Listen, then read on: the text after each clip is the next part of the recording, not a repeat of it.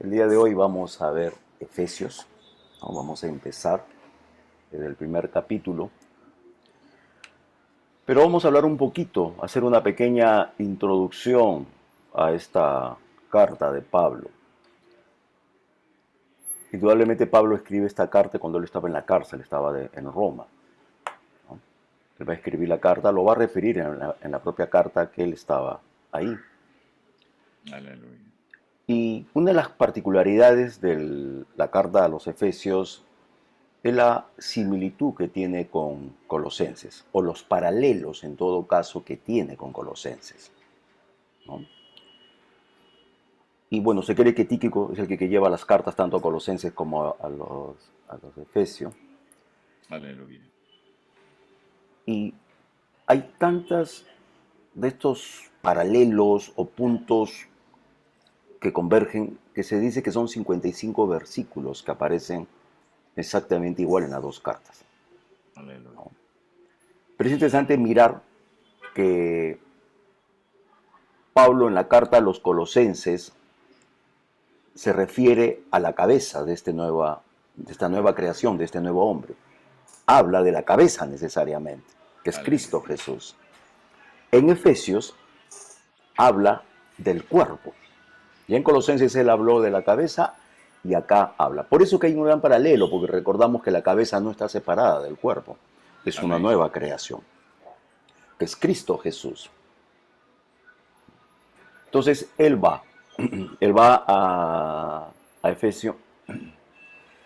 Y esto lo leemos nosotros a partir del capítulo 18, más o menos, de Hechos, es que se relata todo esto y mucho más en el capítulo 19, y él llega. Pero recordamos que en Efesio había este famoso templo de la diosa Diana.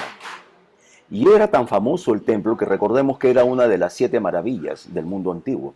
Se hablan de las 7 maravillas del mundo antiguo, ahí están los jardines de Babilonia, ¿no? Se habla del Coloso de Rodas, y entre esto estaba el templo de la diosa Diana. Y recordemos que también esta diosa estaba en Éfeso y es la parte de Turquía, es la parte de Europa más tirada ya hacia Asia, ¿no? Y en realidad no es como Venus o Diana en el lado helenístico, que era de otro tipo de aspecto la figura de esta diosa. En el otro lado era bastante grotesca porque era la diosa de la fertilidad.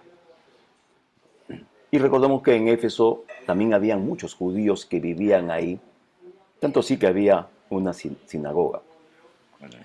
Entonces sabemos que Pablo va a estar allá, va a llegar y él se va a quedar alrededor de 3 años en Efesio.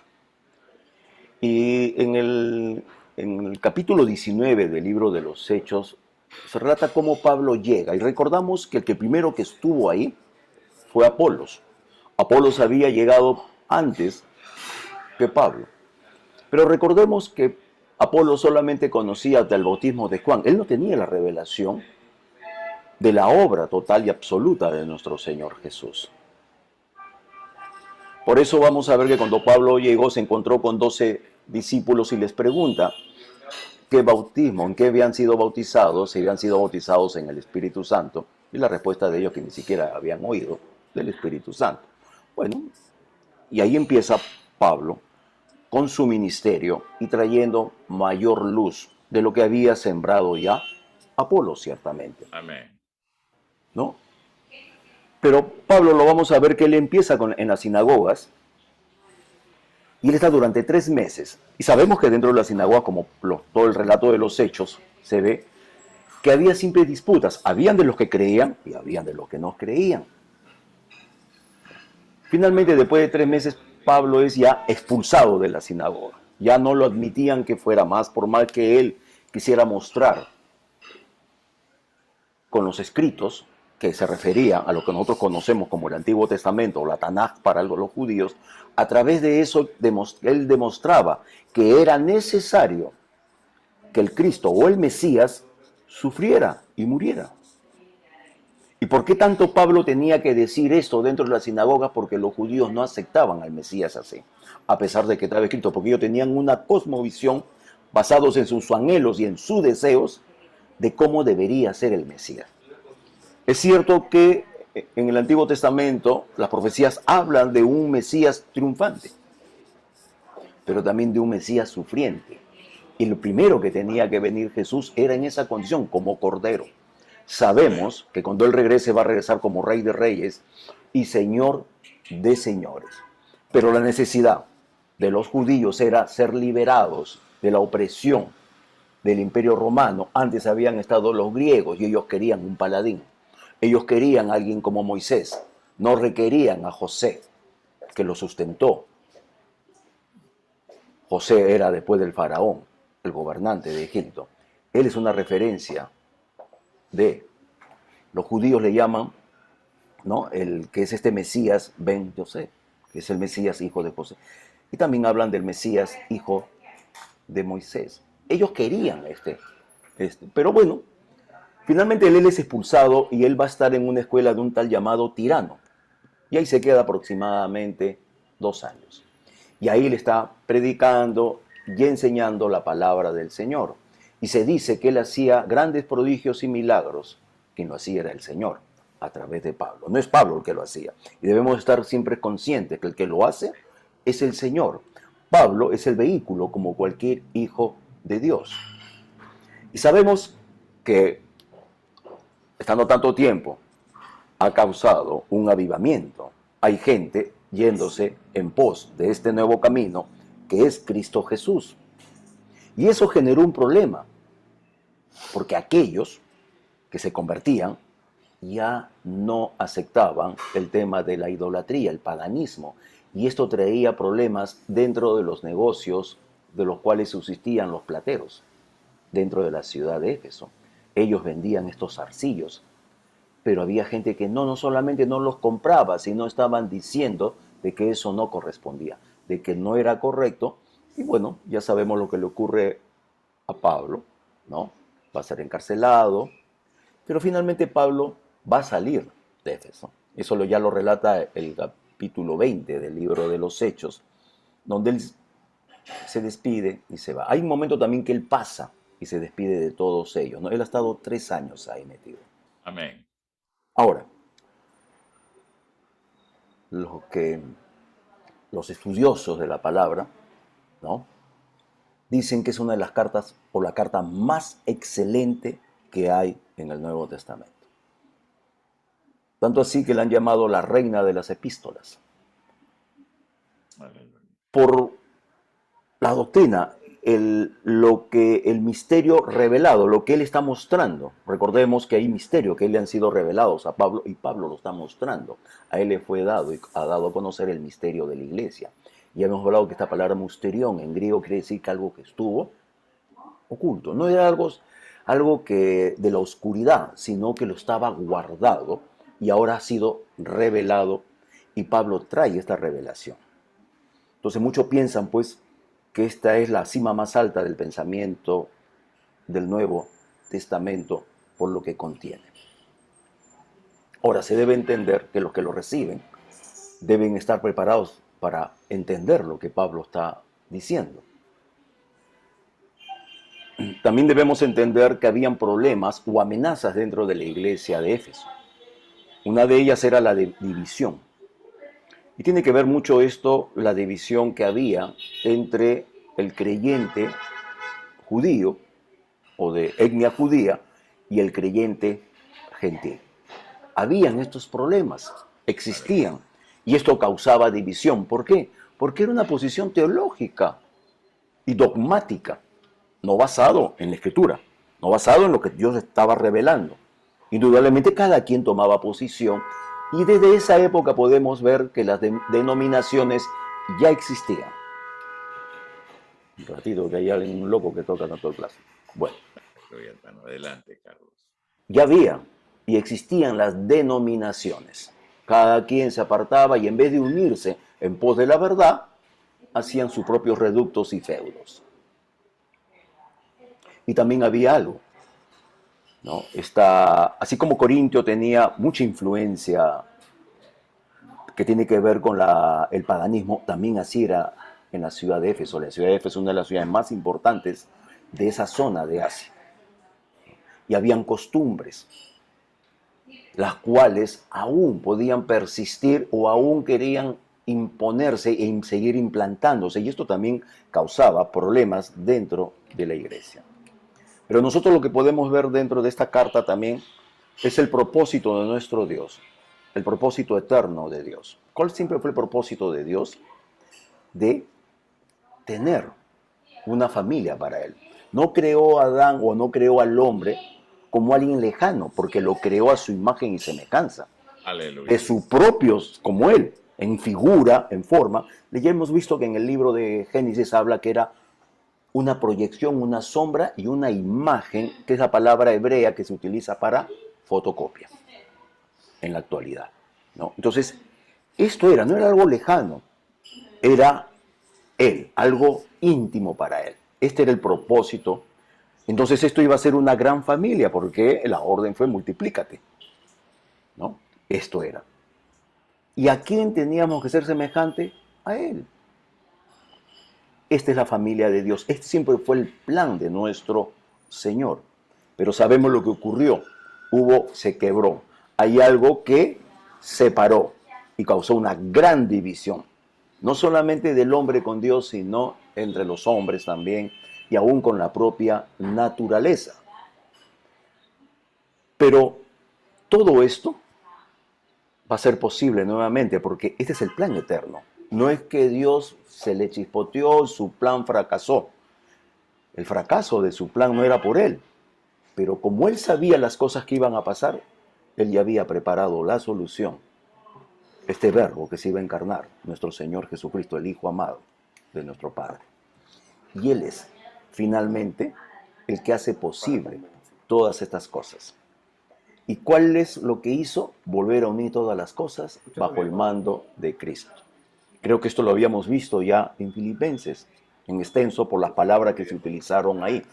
Era un nuevo comandante de un ejército derrotado, es la expresión en griego, que era en Cristo Jesús. ¿Quién es este nuevo comandante? Cristo Jesús. Es un ejército que había quebrado, que había sido diezmado y que estaba vencido. Pero es Cristo Jesús el que va a unir todas las cosas. ¿Para qué? Para que el propósito eterno de nuestro Padre llegue finalmente a cumplirse. Entonces, el pecado, ¿qué fue? Es una rebelión contra Dios. Y trajo en la humanidad indudablemente corrupción, maldición y muerte. Fue causa del pecado. El pecado destruyó la unidad que había en el universo y produjo esta división, discordia y enemistad en todos los órdenes. Pero dice en la consumación de los tiempos, cuando la plenitud llega al tiempo que Dios ha establecido, envió a su Hijo. Y Él va a volver a componer y a unir todo lo que el pecado había dividido. No, todo lo que el pecado. Entonces, este es el plan de Dios, que se cumpla y Él trae la provisión en Cristo Jesús. Todo lo va a armonizar en Él.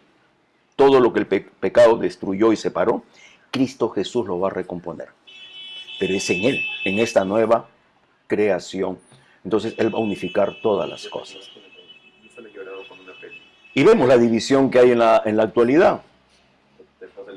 Divisiones de clases sociales, naciones, ideologías, etnias, pueblos divididos. Trágico. Pero una de las cosas más trágicas que puede haber que haya división dentro de la iglesia. Cuando somos llamados a vivir en unidad. Y no solamente que haya una división dentro de la iglesia, sino que no caminemos en armonía con lo que Dios estableció. Con lo que Él ha dado. Entonces miramos todo esto que hay, y Pablo va a comenzar en sus primeros 3 capítulos de esta carta a hablar. Y él va a manifestar algo, él va a dar a conocer algo que no se conocía, algún misterio, que la iglesia es el cuerpo de Cristo. Es Pablo que revela este concepto. Es algo que a él le fue dado indudablemente por el Espíritu Santo, y él va a traer. ¿Y por qué dice que es el cuerpo de Cristo? Usted tiene un cuerpo. No creo que usted quiera separarse un dedo, sacarse una oreja. Es más, Algunos no queremos que ni se nos siga cayendo el cabello, Aleluya. ¿no? Porque es parte de nosotros. Usted no puede vivir dividido con su propio cuerpo. Y esta es una de las cosas que pueden suceder. ¿Qué separa la iglesia? Yo siempre creo que la iglesia se parecen a los partidos políticos. Están defendiendo sus creencias y sus posiciones. Cuando la iglesia es llamada a la unidad. Y si tenemos diferentes posiciones, es la búsqueda de la verdad. En el amor que Él nos ha dado, porque esto es lo que nos une, su amor, para encontrar, si hay diferencias, las tenemos que buscar en la verdad. Y es muy probable o posible que las dos posiciones estén equivocadas. O una sí y la otra no. Es variable. Pero el concepto es que nos una el buscar la verdad. Y Él es la verdad. Él es la verdad. ¿Cuál es el vínculo para todo esto? El amor. Y en Colosenses 3:14 lo dice. Y sobre todas estas cosas vestido de amor. Él ha dado una lista en ese capítulo. Pero dice, pero sobre todo esto hay algo más grande, algo más importante que es la base de todo. Vístete de amor, que es el vínculo perfecto. Es la manera de relacionarse y estar unidos. La iglesia, la única manera que puede estar unido es en el amor. El amor de Dios que el Espíritu Santo ha derramado en los corazones de cada hijo de Dios.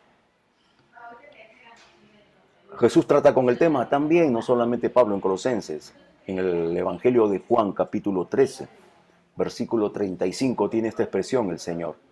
En esto conocerán todos que sois mis discípulos. Interesante la expresión.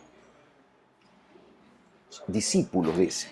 No dice seguidores, dice discípulos, porque el discípulo es el que se comienza a parecer a su maestro.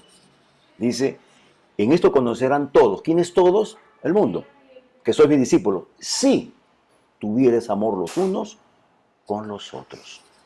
Esta es la expresión de que ustedes son mis discípulos. ¿Por qué? Porque yo los amo, yo los he amado y los seguiré amando. Los he amado con amor eterno, de tal manera que entregó su vida por nosotros. Y se despojó a sí mismo. Y esto es, que Pablo dice en Colosenses, que es el sentir que debemos tener igual que tuvo Cristo Jesús. Se despojó a sí mismo por lo demás. Entonces nosotros debemos entender que lo que Pablo va a decirnos acá en Efesios, que la iglesia es el cuerpo de Jesucristo, y tiene un diseño el cuerpo. Nuestro cuerpo tiene manos.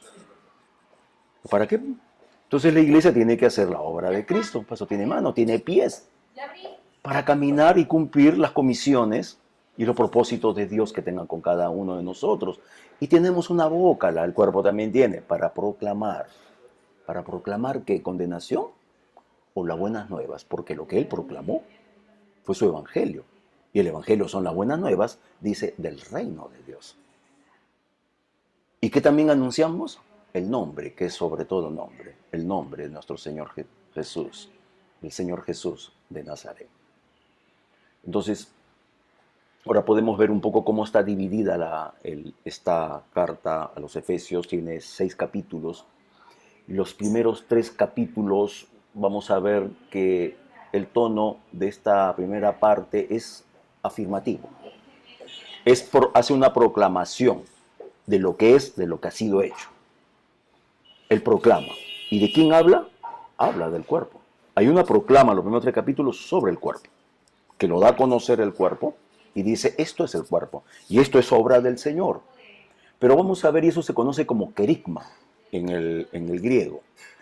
Pero los 3 últimos capítulos hay un cambio. Hay un cambio, ¿no? Si bien es cierto, en esta primera 3 capítulos no hay mandamientos, no hay, pero en los últimos 3 sí. Y ahí se conoce como el didaqué, ¿no? Se están poniendo bases. ¿En qué? En base a lo que ya se ha dicho, de lo que ha sido hecho, se convierte ahora, esto eres y así debes caminar. Esta es tu manera. Esta es tu manera, esta es la voluntad de Dios. Pero no puede cumplirse la voluntad de Dios si primero Dios no hizo algo con nosotros. Nosotros no podemos hacer nada si es que Él no hizo primero algo. Y ese es los primeros 3 capítulos de Efesios. Hay una proclama de lo que el Señor ha hecho con nosotros. Amén. Eso. Gloria a Dios. Hasta en eso se parecen Colosenses porque los dos primeros capítulos es una proclama, es una afirmación, y los últimos dos son manuales o cosas cómo debemos conducirnos y manejarnos. Entonces, estamos viendo, y vamos a ver, perdón, que en Efesios se va a ver lo que es de la doctrina de la iglesia, que es una hechura del Señor. También la presenta como el misterio a la iglesia. Y habla de la doctrina de la gracia también.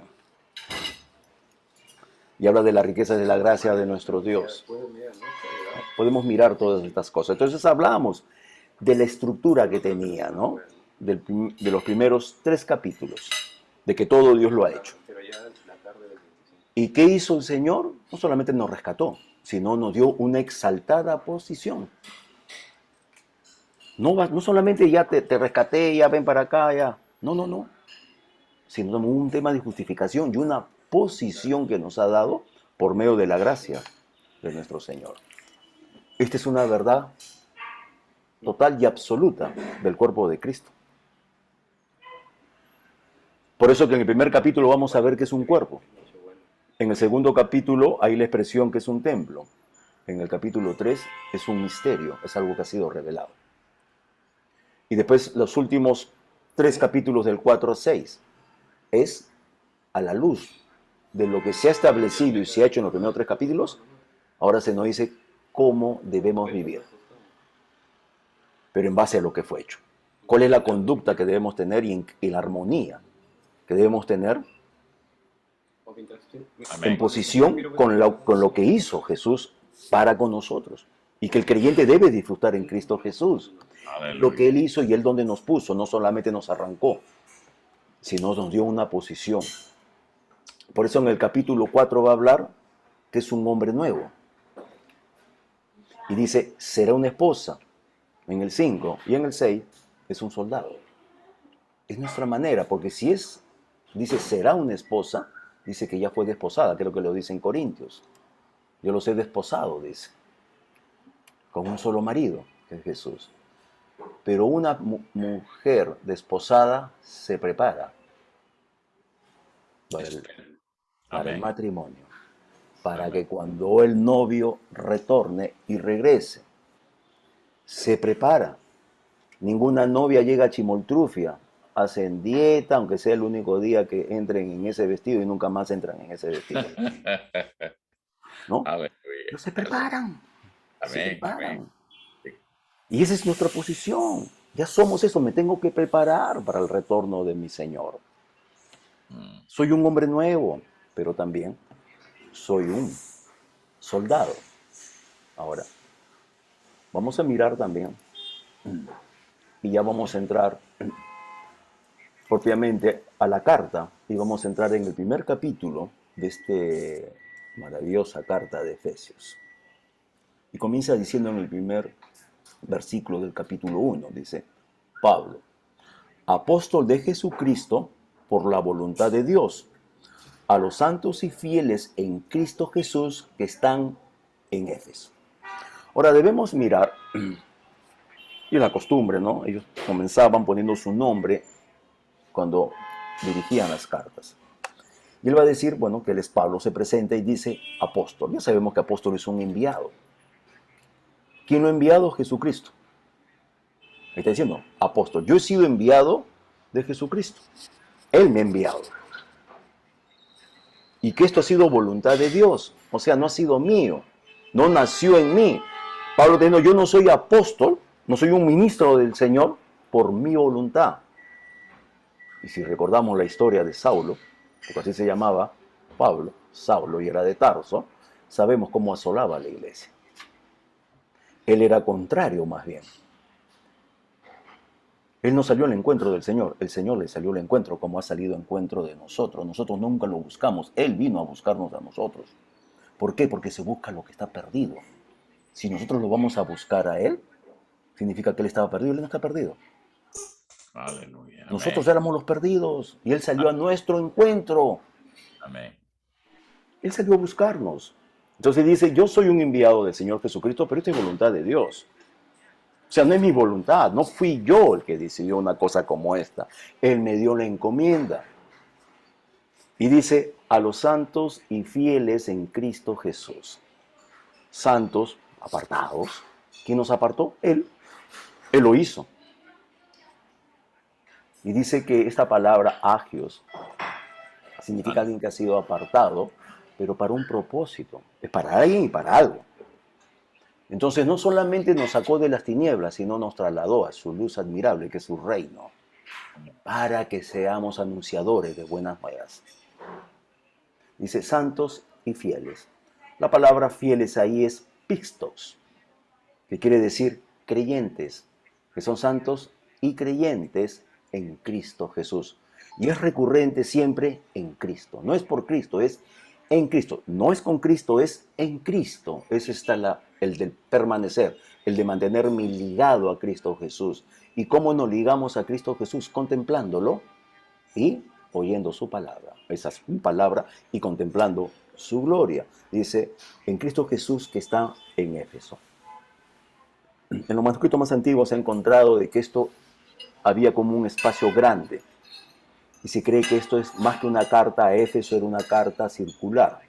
Y por eso se dejaba el espacio para que ahí se pudiera poner el nombre, si la carta de repente iba a Colosas o iba a otro lado, ¿no?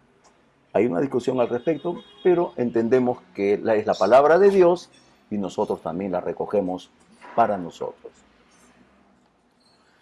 En el versículo 2 dice, gracia y paz a vosotros, de Dios nuestro Padre y del Señor Jesucristo. Esta gracia y esta paz provienen de nuestro Padre, de nuestro Dios y también del Señor Jesucristo.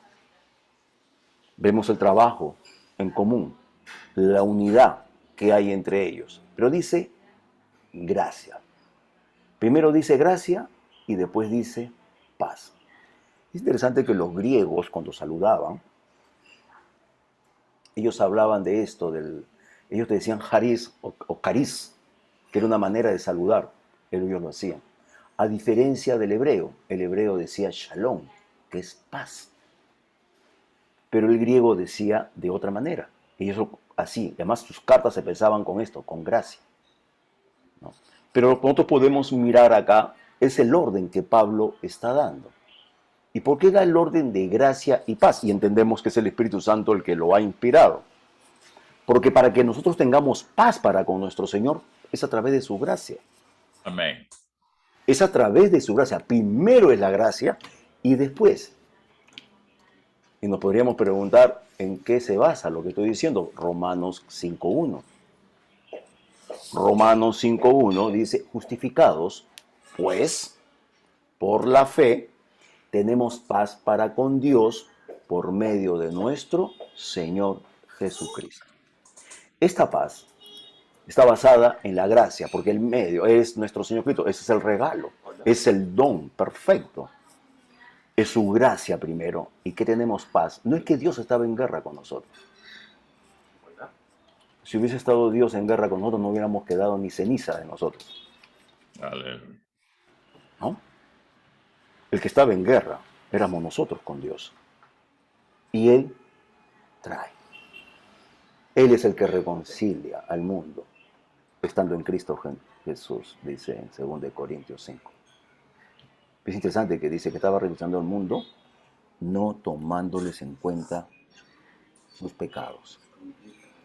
Dios no viene a hablar con los pecados con nosotros, porque ese es el Evangelio. Él viene a hablar de la solución. Él no viene, el pecado ya fue tratado en Cristo Jesús. Por eso hay un evangelio, son buenas noticias. Entonces, miramos que nosotros debemos entender que todo para nosotros está basado en su gracia, en su favor, en esta bondad inmerecida. Y que vamos a tener todo lo demás porque es la gracia la que causa ese efecto. El medio, entendemos, es que nosotros confiemos en la obra total y absoluta de nuestro Señor Jesús, que su sangre nos lavó, nos compró. Es la obra de nuestro Señor. Entonces ve que dice, gracia y paz a vosotros, de Dios nuestro Padre y del Señor Jesucristo. Versículo 3 dice, bendito sea el Dios y Padre de nuestro Señor Jesucristo, que nos bendijo con toda bendición espiritual en los lugares celestiales en Cristo. Aleluya. Y es significativo que acá empieza, y recordemos que del 3 hasta el versículo 14, si no me equivoco, es una proclamación impresionante la que hace Pablo. Y él comienza diciendo, bendito sea Dios. ¿Por qué declara que Dios es bendito? Por las cosas que Dios ha hecho a favor de nosotros. Porque dice, Amén. bendito sea el Dios y Padre de nuestro Señor Jesucristo, que nos. Esto es lo que Él hizo. Él es bendito. Él merece toda la honra, toda la gloria a Él. Que nos bendijo. No dice que nos va a bendecir. Así es.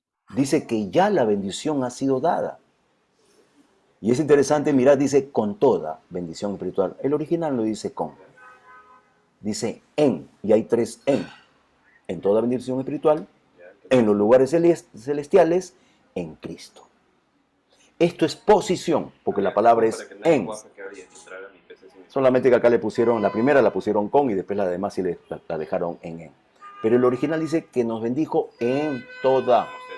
¿Hay algo que quedó fuera? No. Todo está incluido. Toda bendición espiritual. ¿Esto dónde es? En los lugares celestiales. ¿Por qué? Porque es en Cristo Jesús. Es que nosotros estamos en Cristo Jesús. Él todo lo ha hecho. Y nosotros debemos entender es porque estamos en Él. No es con Él o por Él, es en Él. Y ya la bendición ha sido dada. Lo que tiene que ocurrir, que esta bendición, que es del reino de Dios, se tiene que manifestar en este presente. ¿Por qué? Porque la palabra de Dios es eterna, no tiene problema de distancias ni de tiempo.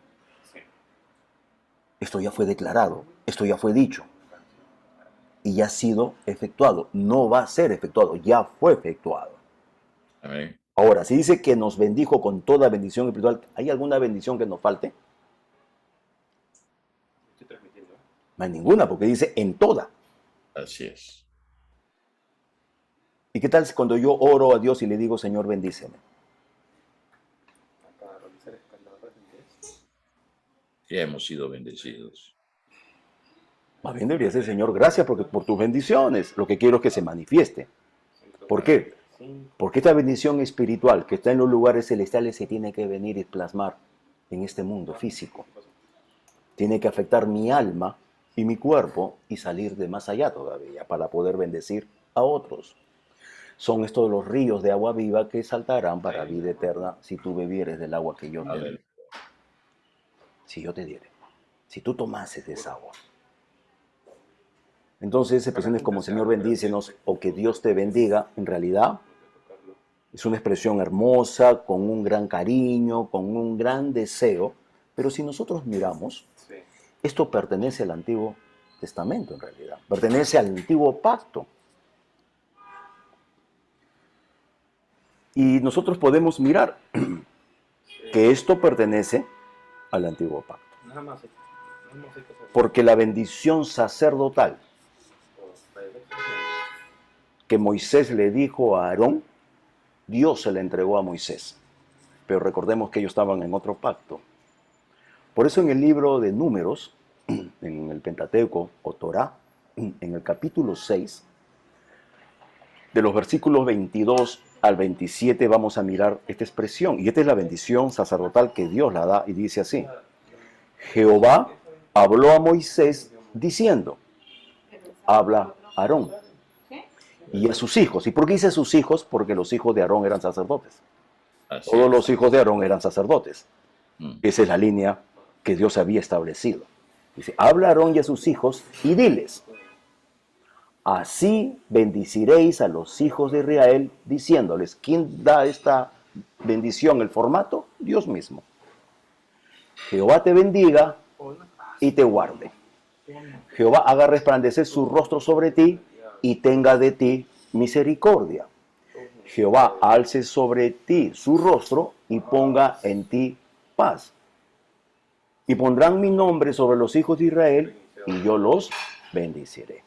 La pregunta, ¿ya Jehová nos bendijo? ¿Nuestro Padre? Sí. ¿Me va a guardar o Él es mi guarda? Él es nuestro guarda, dice. ¿Va a hacer resplandecer su rostro sobre nosotros o Él ya nos habita a través del Espíritu Santo? Y dice, tenga de ti misericordia. Ya no tuvo misericordia de nosotros y es más, son nuevas cada mañana y son para siempre. Sí. Y dice, ponga en ti paz. Mi paz os doy, mi paz os dejo.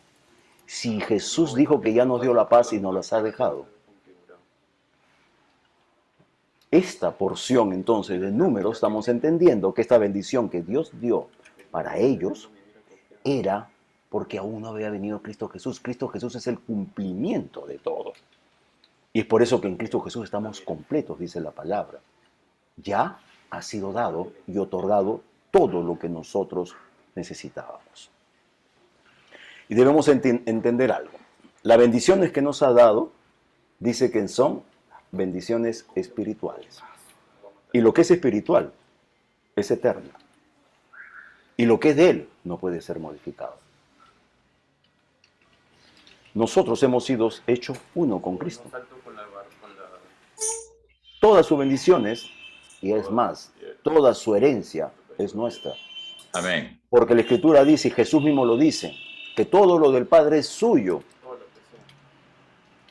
Aleluya. Más dice que somos coherederos junto con Cristo Jesús. Y si yo soy un coheredero y todos nosotros somos coherederos, quiere decir que la misma herencia de Él es nuestra. Aleluya. ¿Cuál es la herencia de Él? Una parte, no una parte.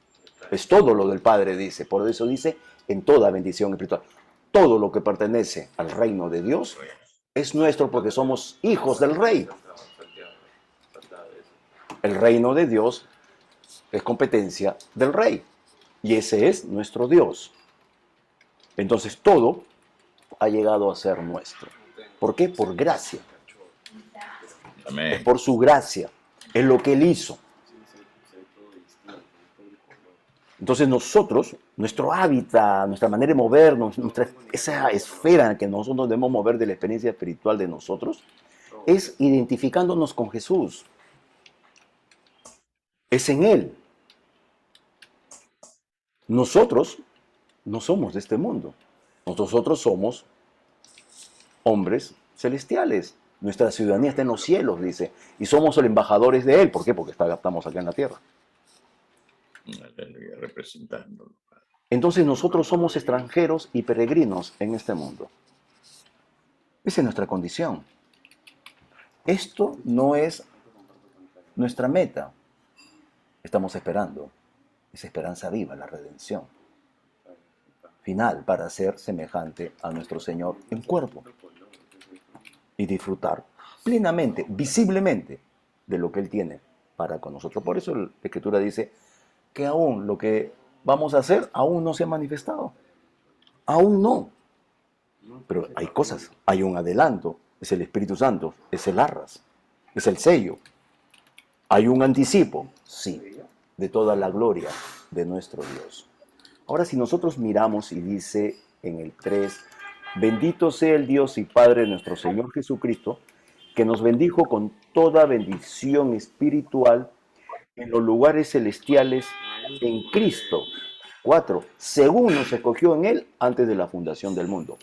Según nos escogió, quiere decir que esto es obra de Él, es según Él. En el original griego es un poquito más amplio, dice, según cómo nos escogió. Es Él, según Él. Nos escogió en Él, antes de la fundación del mundo. La provisión ya estaba hecha. Aleluya. Ya estaba hecha. ¿El plan de Dios falló? No, el que iba a fallar era el hombre. Ya había fallado la creación celestial y espiritual. Ya había fallado Lucero con una tercera parte de los ángeles. Ya había. Para ellos no hubo redención, para nosotros sí. Según escogió en Él, antes de la fundación del mundo, para un objetivo. No basta con decir soy salvo, hay un objetivo, hay algo más. Justificación dice, para que fuésemos santos y sin mancha delante de Él. Este es el objetivo. Para que fuésemos santos. ¿Por qué? Por nuestro accionar, no, porque la santidad es una obra de Él. Él es nuestra santificación, dice, y también dices, Él es nuestra justificación. ¿Qué significa esto de santos y sin mancha? Ser como Él. Porque Él es santo y sin mancha. Aleluya. Y nosotros hemos sido creados en Cristo Jesús. Él es el nuevo hombre. Él es el postrer Adán. Por eso Romanos 8:29 dice lo siguiente. Romanos capítulo 8, versículo 29. Porque a los que antes conoció, también los predestinó para que fuesen hechos conformes a la imagen de su Hijo, para que Él sea el primogénito entre muchos hermanos. Él es. Nosotros hemos sido hechos conforme a qué? A la imagen de su Hijo. Esto es obra de Él. Él es el que nos engendró Amén. a través de Cristo Jesús. Sí. Amén. Porque dice la Escritura que nos ha dado de su bendita naturaleza. Se trata entonces de Él. Aleluya. Se trata de Él. Se trata de esa bendita naturaleza. Y esto no es una elección nuestra, jamás, como se los dije desde un principio. Es tanto así que Jesús se los dice a ellos. Amén. En el Evangelio de Juan, capítulo 15, versículo 16 y 17, dice lo siguiente.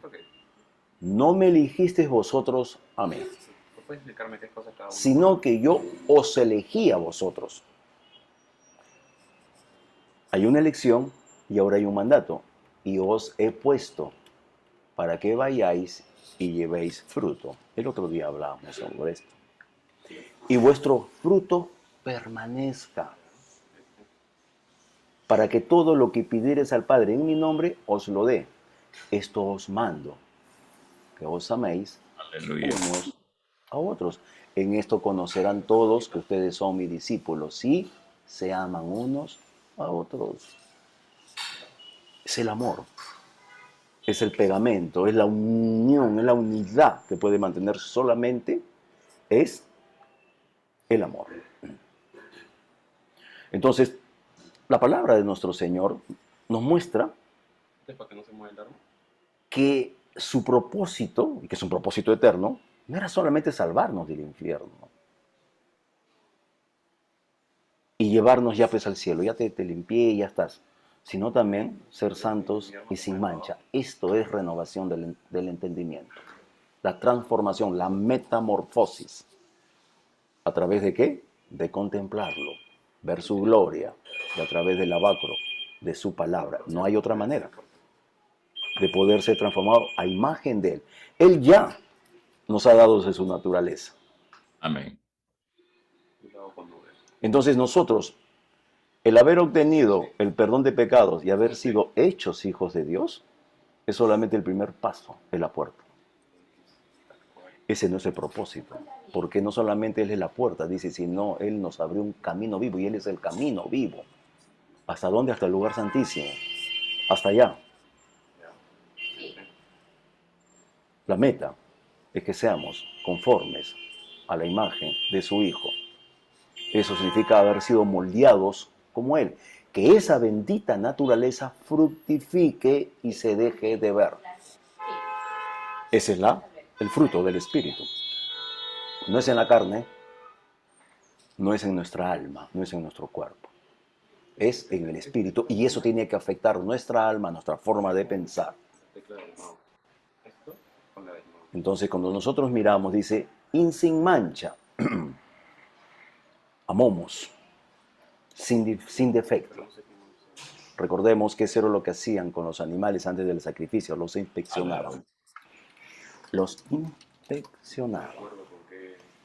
Entonces dice, según nos escogió en Él antes de la fundación del mundo, para que fuésemos santos y sin mancha delante de Él en amor, Amén. habiéndonos predestinado para ser adoptados hijos suyos por medio de Jesucristo, según el puro afecto de su voluntad. Todo este trabajo ha sido en amor. Es en amor. Dice, habiéndonos predestinado para ser, ¿qué? Adoptados hijos suyos. Hay una adopción. Él nos adoptó. Huiotesía es la palabra ahí, que significa haber sido colocados como hijo. Y si hemos sido colocados como hijo, indica posición. Debemos entender que tenemos una posición. Entonces, el carácter de un creyente, de un hijo de Dios que va relacionado con el Padre, tiene que ser el resultado de un nuevo nacimiento.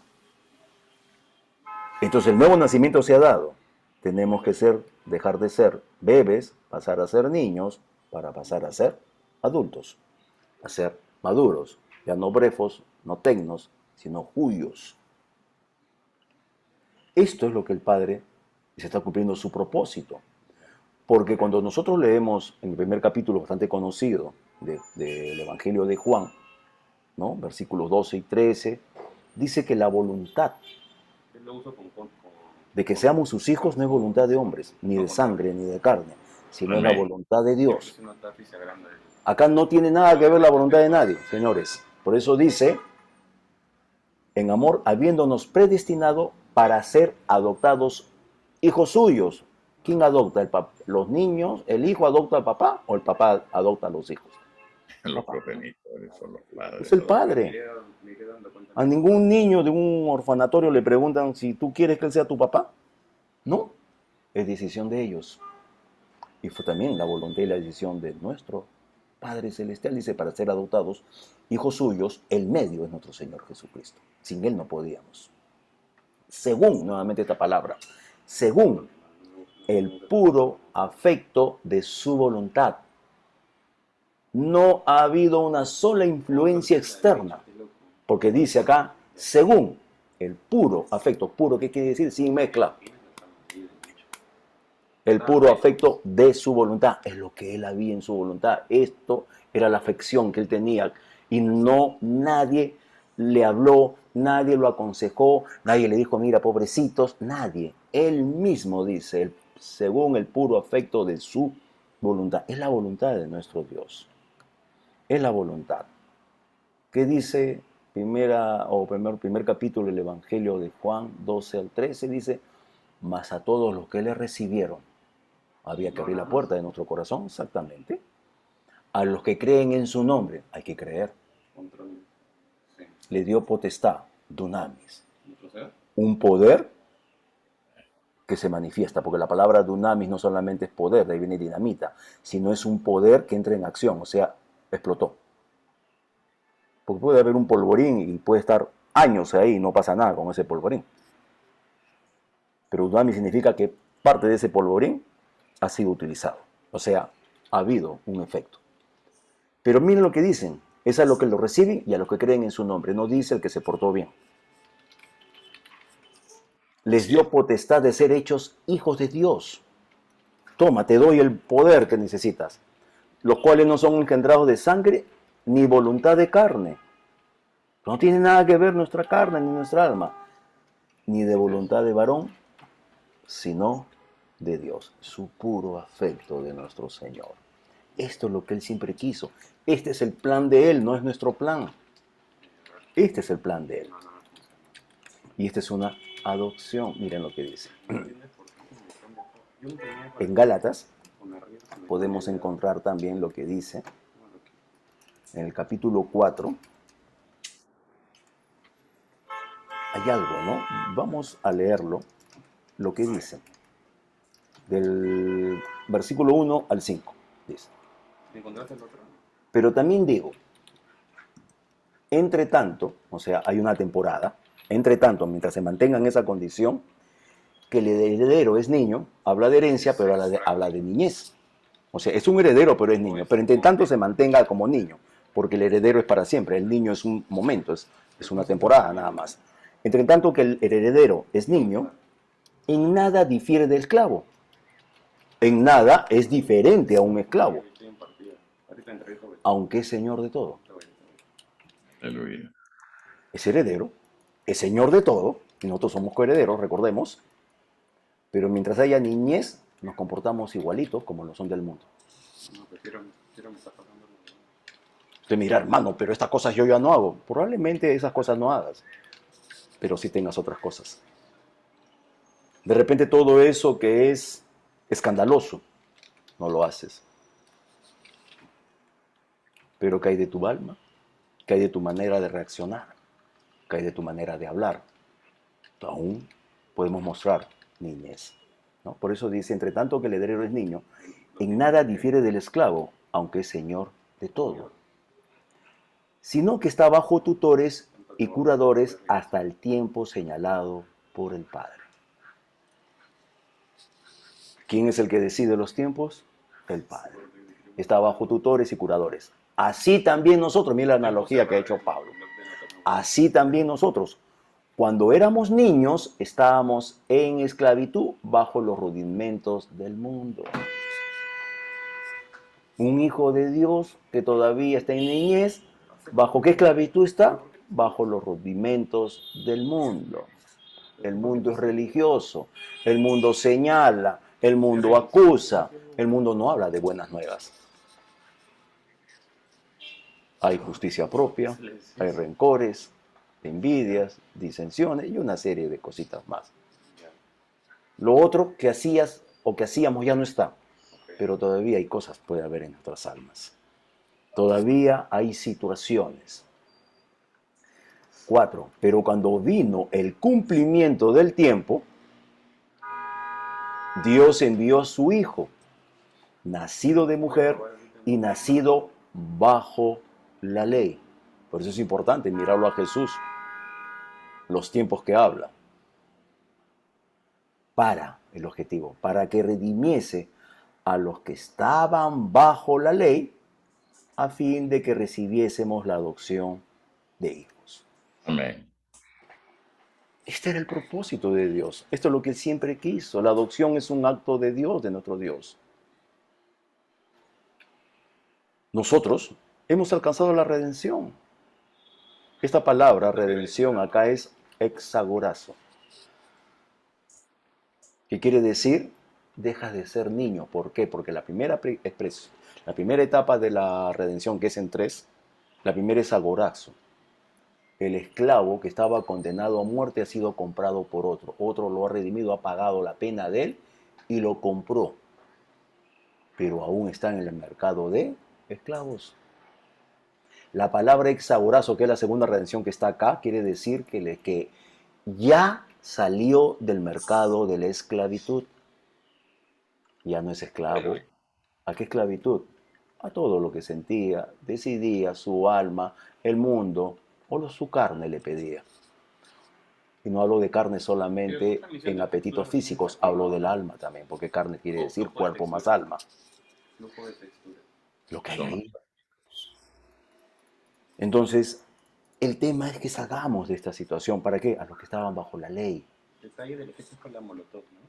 Tenemos que salir, tenemos que entender que es obra absoluta y total de nuestro Señor, para que nosotros que somos santificados y hemos sido justificados, caminemos en justicia y en santidad. Porque ella lo hizo. Dice Gálatas, en el mismo capítulo 4, a partir del versículo 6, o sea, los dos siguientes versículos, y dice: el espíritu que habita en un corazón regenerado, perdón, esa no es la expresión, esa es lo que iba a decir. Dice, lo que dice: y por cuanto sois hijos, somos hijos, ya lo acaba de decir, Dios envió a vuestros corazones el espíritu de su Hijo. Primero somos hijos y después viene el espíritu. ¿No? Primero nos hacemos hijos y de ahí viene. Pues dice, por cuanto sois hijos, Dios envió a vuestros corazones el espíritu de su Hijo, el cual clama: Abba, Padre. Así que ya no eres esclavo, sino hijo. Y si hijo, también heredero de Dios por medio de Cristo. Nadie trabaja por su herencia, si no, no sería herencia. La herencia es un legado, algo que los padres le dejan a los hijos. Amén. O alguien se lo deja a otro. Normalmente son los hijos, o lo hacen los padres. Los padres.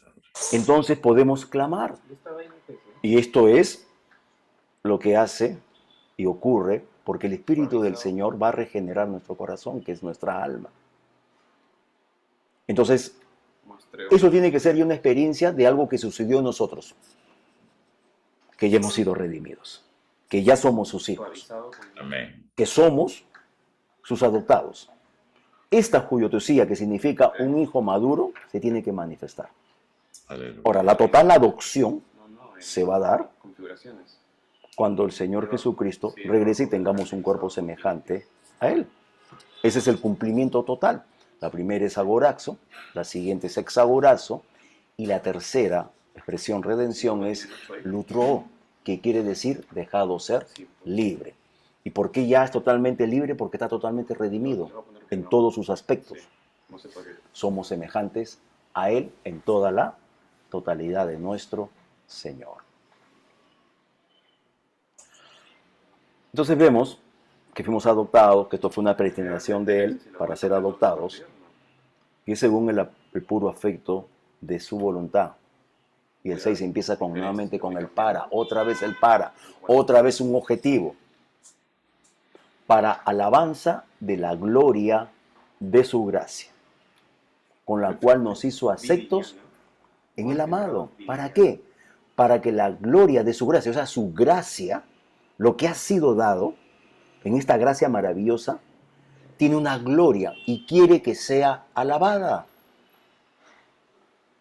con la cual nos hizo aceptos en el amado. Esto es alabanza para Él, cuando sabemos que la obra es total de Él y que esto se tiene que manifestar en nuestras vidas. Esto es el resultado de nuestra salvación. Se comienza y nosotros le podemos dar alabanza. La Escritura por eso dice que todas las promesas de Dios son en Cristo Jesús, sí y amén, para la gloria de Él. La salvación ya no es una promesa, ya es una cosa para nosotros, tangible, ya es la vida eterna en nosotros. Entonces, pero está hablando de otras promesas. Hay otras cosas que el Señor nos ha prometido. Por eso dice que son en Cristo sí y amén. Sí es que creo, amén es que camino en ella. Por eso que sin fe es imposible agradar a Dios, porque la única manera que se manifieste lo que Él ya nos bendijo en toda bendición espiritual en lugares celestiales en Cristo Jesús es cuando le creo. Y cuando eso se manifiesta es para la gloria de Él. Es la alabanza de la gloria, de su gracia, porque es por su gracia. Es Él el que lo puede hacer y lo ha hecho con nosotros. ¿Por qué se está ocurriendo? Porque le estamos creyendo. Alabanza, alabanza, alabar significa poder reconocer y poder expresar las virtudes de nuestro Señor. Amén. Es gloria, doxa en griego, en hebreo, kabod. Amén. Amén. Mientras en uno es lo que Él ha hecho, que eso es lo que alabamos, en el otro podemos mirar quién es Él. Eso es gloria. Eso es adoración, cuando nosotros proclamamos la gloria de Él. ¿Quién es Él? Persona. Todo lo que Él es Él. Todas las cualidades de nuestro Señor, de su poder, de su amor, de su gracia, de su sabiduría, de su grandeza. Bueno, sería muy largo o infinito poder describir a nuestro Dios. No pretendo hacerlo eso, ¿no? Miramos todo esto. La palabra aceptos dice, aceptos, de la misma raíz de gracia, porque es por su gracia que hemos sido aceptos en el amado. Entonces estamos mirando que se trata de la obra total y absoluta de Cristo Jesús, el cual fue enviado por el Padre. Porque Cristo Jesús hizo el acuerdo hecho desde antes de la fundación del mundo. Así fue hecho. Y Él ha venido y ha cumplido en el tiempo determinado y señalado por nuestro Dios. Amén, hermanos. Quedamos hoy día hasta el versículo 6. Aleluya.